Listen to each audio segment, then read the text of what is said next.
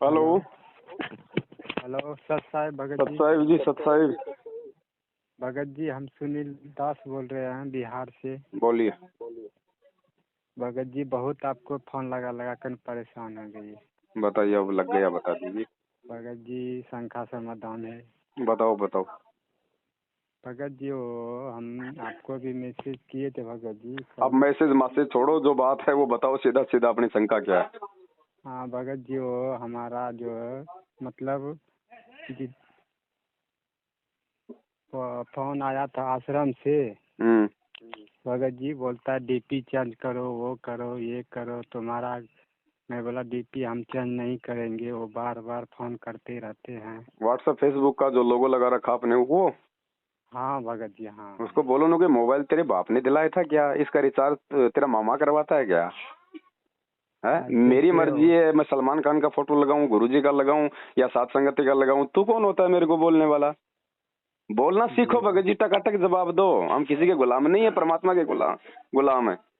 हाँ भगत जी यही बोला। मैं बोला भगत सीधा जी बोलो, हम और नहीं कर। दोबारा इधर फोन नहीं करने का रे, हाँ सीधा इसलिए मैं बोलने का। उसको फोन उठाता नहीं है। वो कितना बार किया, हाँ, हम फोन भी नहीं उठाते, उसको छोड़ दिया। नहीं और फोन मेरा उठाने वो का, सीधा जवाब देने का, डरने का काहे को? अब देखो, मैं इधर और बॉम्बे आया तो मैं तो बॉम्बे सीख गया, बॉम्बे वाला भाषा सीख गया। हाँ, हाँ तो सीधा बोलो भगत जी, डरने का नहीं। और वो भी बोल रहा था कि भगत जी वो तुम पवन दास का ग्रुप में ये सात समिति में जुड़ गया, तुमको ग्रुप से निकाल दिया जाएगा। मैं बोला हाँ, निकाल निकाल दो दीजिए। उनको। तुम्हारे ग्रुप में मेरे को कोई पेंशन मिलता है क्या? हाँ हाँ? निकल जाओ, मेरे को ऐसे लोगों के साथ नहीं रहने का जो मूर्ख हैं। और भगत जी 2 साल हो गए नाम लिया हुआ भगत हाँ, जी। हाँ। और मेरा एक शंका है भगत जी, मेरा मन में क्यों बहुत गंदे गंदे बातें याद आते रहते हैं भगत जी। तो गंदे गंदे बातें आती आने दो ना, वो निकल रहा है, वो कचरा निकल रहा है, निकलने दो ना। जो आपने अपने भेजे में जमा किया था आज से पहले, वो निकलेगा ना बाहर भगत जी। वो गंदा पानी निकलेगा तभी तो अंदर कोई अच्छा पानी जाएगा।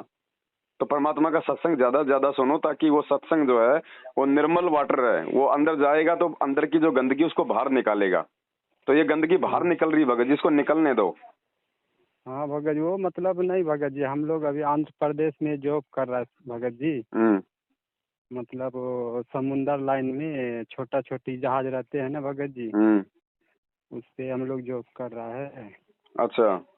मतलब कोई अपना माँ बहन रोड पे जाते हैं ना, उसके प्रति एक मतलब दूसरे भावना मेरा मन में आते रहता है। बाद में मेरे को पछतावा होता है मैं क्या कर रहा है। तो ये सत्संग ज्यादा सुनने से धीरे धीरे ये रोग ठीक होता है भगत जी। ये पांचों विकार सबके अंदर हैं, नाम लेते ही कोई जो है कागभूषण नहीं बन जाता है, समय लगता है भगत जी।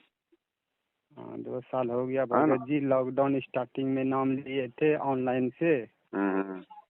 और मेरा बिहार भागलपुर से भी आश्रम से फोन आता है और महाराष्ट्र से भी आश्रम से फोन आता है। अभी आपको पता है बिहार का स्टेट कोऑर्डिनेटर कल मर गया, हाँ भगत हार्ट जी अटैक आपका आ वीडियो गया। देखा मैं। तो जब फोन आए तो उनको बोला, रे यार तुम लोगों की संगति में हमको क्या फायदा रे, जब तुम्हारा स्टेट कोऑर्डिनेटर ऐसा दुर्गति से मर रहा है, हमारा क्या होगा तुम्हारी संगति करके? सीधा बोलो ना हाँ उनको। बोल दिया अभी भगत जी, उसका भी फोन अभी भी आया। इसके लिए मैं कल से आपको भी फोन किया, आज हाँ, भी किया। बोला यार तुम कोऑर्डिनेटर ही ऐसा मर रहे हो तो हमारा क्या होगा तुम्हारी संगति करके? हमको तुम्हारी संगति नहीं करनी, हमको साथ संगति करनी है। हाँ भगत जी। सीधा बोलो, घबराने का नहीं, परमात्मा हमारे साथ है। जी जी भगत जी। ठीक है भगत जी। बाकी गंदे विचार आते हैं तो कोई बड़ी बात नहीं है, गंदे विचारों को जीवन में लागू मत करो बस। बाकी तो जो गंदगी है बाहर निकलेगा। अब जब हम लोग खाना खाते हैं तो कितना अच्छा लगता है, वही खाना जब जब वोमिट होता है, उल्टी होता है, तो कितना बेकार से बाहर निकलता है ना। लेकिन वो गंदगी वो बाहर निकलेगा तो ही अंदर शांति आएगा। तो जो गंदे विचार जो मन में आते हैं ना, ये पहले का जो जमा जो गंदगी है ना, वो धीरे धीरे निकलता है। तो इससे हमारे को परेशान नहीं होना चाहिए। जानबूझ के हमने ऐसा किसी को कोई बुरी नजर से नहीं देखना है। फिर भी यदि अचानक से अगर किसी माता बहन को देख के इस प्रकार के मन में कोई विचार या कुदृष्टि आती है तो उसे घबराने का नहीं है। परमात्मा से उसी क्षण जो है मतलब की आंख बंद करके मतलब अंतर्मन से परमात्मा को प्रार्थना करना कि परमात्मा दास पे दया करो, दास के विकारों को जो है मतलब की हरो परमात्मा। और ये सब हमारे भाई बहन हैं। तो ऐसा करके फिर ज्यादा से ज्यादा गुरु जी का सत्संग सुनेंगे, भक्ति करेंगे, तो उसके प्रभाव से फिर धीरे धीरे धीरे धीरे ये चीजें डाउन हो जाएंगी। एकदम से हम कोई राजा हरिश्चंद्र नहीं बन जाएंगे नाम लेते ही भगत जी, समय लगता है। ये संघर्ष है, ये मानसिक संघर्ष है भगत जी। ये भी एक प्रकार की जो है मतलब तपस्या है। परमात्मा हमारे को चेक करता है कि इसके अंदर अभी भी वो पहले वाले विचार हैं या थोड़ा बहुत कुछ मतलब चेंजमेंट आया है। तो अचानक से ऐसे विचार आ जाना कोई गलत नहीं है, लेकिन उन विचारों का सहयोग करना गलत हो जाएगा कि फिर उसको लगातार उसको देखना, फिर मन में और ज्यादा यदि हमने जानबूझ के देखा तो फिर दिक्कत हो जाएगा भगत जी। फिर मन को सहारा मिल जाता है, बाकी मन तो हमारे को तोड़ने का प्रयास करता है ना। मन तो चाहेगा ना, जैसे पहले कोई शराब पीता था, अब वो किसी दारू के ठेके के सामने से निकलेगा तो मन तो चाहेगा बेटा ले ले, एक पैक ले ले छोटा सा, कौन देख रहा है। तो वो मन में विचार आना गलत नहीं है, लेकिन वो विचार जो आ जाए उस विचार को परमात्मा के ज्ञान आधार से काट देना, ये संघर्ष है। तो परमात्मा भी चेक करता है कि देखता हूँ अब इसके अंदर कुछ बदलाव आया कि नहीं आया, या अभी भी वही गंदगी खाने का इच्छुक है। तो ऐसे घबराने का नहीं कि मेरा नाम खंड हो गया, मेरा ये हो गया, मेरा वो हो गया। परमात्मा से माफी मांगते रहो। रोज संध्या आरती करते हैं, 3 टाइम की आरती करते हैं, माफी तो मांगते हैं गुरु जी से, है क्या नहीं भगत जी? और भगत जी हमारे मैच चलती है भगत जी कंपनी का, उसमें से बहुत 30, 40, 35 आदमी रहते हैं। उसमें से हम मांस मच्छी खाने वाला नहीं है भगत जी, उसको खाना बनाने वाला कुकिंग को बोल दिया कि हमारा खाना सेपरेट बना दो। मतलब कोई ये चीज वो चीज न डालने का नहीं, वो सेपरेट देता है भगत जी। ठीक है। और हम लोग एक रूम में 5-6 आदमी एक रूम में रहते हैं भगत जी। हम लोग मतलब ये ज्योति बीती ये सब भगत जी नहीं लगा पाते हैं। वो एक मजबूरी है, मजबूरी में ऐसा कोई दिक्कत नहीं होता है। परमात्मा से प्रार्थना करते रहो कि परमात्मा दास को भी समय दो, दास को भी कुछ ऐसा सेट करो कि परमात्मा आपका ज्योति भी लगा सकें। बाकी जब तक भारी ज्योति नहीं जलता है तब तक अपना मन का ज्योत जला के रखो। मन का ज्योत का मतलब है परमात्मा की मर्यादा, गुरुजी के वचन पे चलना, गुरुजी की भक्ति करना। ये जो है भक्ति में ज्योत जलती है। जी भगत जी, वही भगत जी कुछ हम लोग 1 महीना और रुकेंगे, इसके बाद चला जाएंगे गाँव। कोई बात नहीं, लेकिन अब है ना भगत जी, भक्ति मार्ग में हमको खुद आगे बढ़ना पड़ेगा। खुद हमें कुछ बातों पे विचार करना पड़ेगा, चिंतन करना पड़ेगा। ठीक है, एक दूसरे भगत भाई बहन से बात करना, उसका सहयोग लेना कोई गलत नहीं है, लेकिन अंततः हमने खुद ही आगे अपने पैर रखने पड़ेंगे। हमने खुद समझना पड़ेगा क्या मेरे हित में है, क्या मेरे अहित में है, तब हम सफल होंगे भक्ति मार्ग पे। और भगत जी मंत्र जो हम लोग जाप करते हैं ना गुरु जी का जो दिया हुआ जी, वो मतलब पूरा नहीं हो पाता है। हाँ, वो एक बार में नहीं होता है, कोई बड़ी बात नहीं है। मन का प्रभाव है इस समय संगत पे, क्योंकि 8 साल से गुरुजी हमसे दूर हैं, ना हमें गुरुजी के साक्षात दर्शन हो रहे, ना गुरुजी से 8 साल में कोई आशीर्वाद ले पा रहा, ना उनके सन्मुख हम कोई जो है सत्संग सुन रहे।